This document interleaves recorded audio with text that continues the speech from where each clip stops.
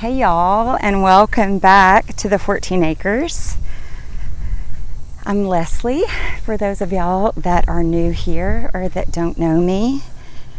I am sort of the main face behind the 14 Acres. About to do a few things in the garden, and I thought I would take you along. Also had a couple of things on my mind and heart that I wanted to share with y'all this morning. So I'll grab some stuff and we will go get started doing a few garden chores. First, to make our way through the blackberry tunnel here.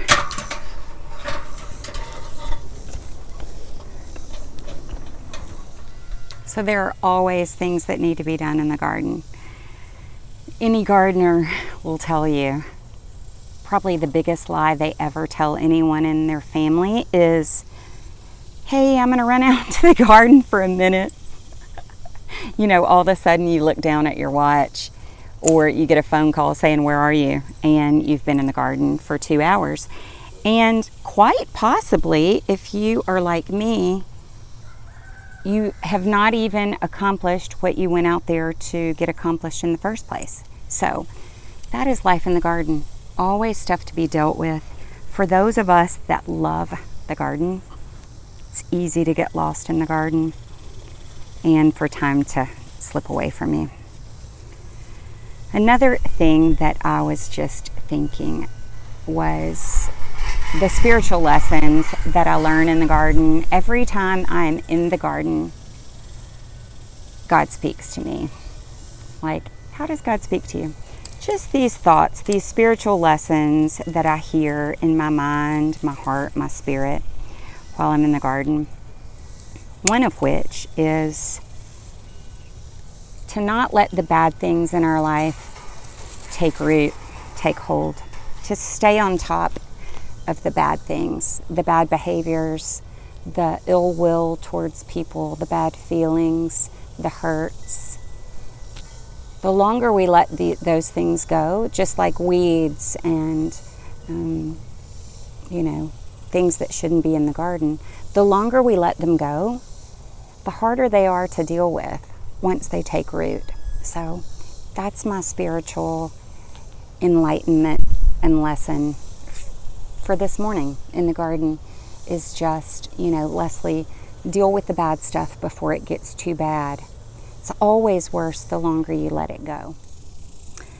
So my big hesitation about starting this YouTube channel in the first place, my son Sam has been a YouTuber and loved YouTube for years, as most kids do. And he's been after me to do this for a long time. My main hesitation is literally, I'm thinking, are there that many people that want to hear what I have to say? And do I have anything of quality to add to someone's life? I don't want to appear narcissistic or self-centered or like I think everyone is just waiting with bated breath to hear the next word out of my mouth. So that has been my hesitation. And it goes back to, that human need for approval and for acceptance. I think there are so many of us that if someone said, do you need other people's approval? We would go, no, I don't care what people think. I'm going to be me. I'm going to do, that kind of response. And that's probably me on the surface. But then I think when you really sit and think about your heart, think about your feelings, I think maybe those of us that are quick to respond that way, maybe we're the ones that need the approval the most. So these are the things that have been going back and forth in my head about YouTube and about being on YouTube. Number one, I'm going to keep it real. Number two, it is a pretty vulnerable place to be, to say, I am going to talk and I am going to share information. I'm going to share things that I love. And then I'm going to put it out there for literally the world. That seems crazy and a little scary to even say. But I'm going to put it out there for the world to comment on. Okay? That seems incredibly vulnerable and really scary. So, I never want to come across as someone that thinks all of y'all are just waiting to hear the next word out of my mouth. I commit to continuing this platform as long as I feel that I can add some value to your life. So, I'm thinking about doing some vlog style posts on this, and a lot of that might just be this, sharing my heart, sharing my lessons that I learn in the garden, spiritual lessons, life lessons, little bits of wisdom that I feel like I get downloaded into my heart and my spirit while I'm in the garden. So that's been my hang up with YouTube, is I don't want, and I'm sure there are a lot of people out there that say, oh my gosh, that person just sits and talks in the camera, and how narcissistic.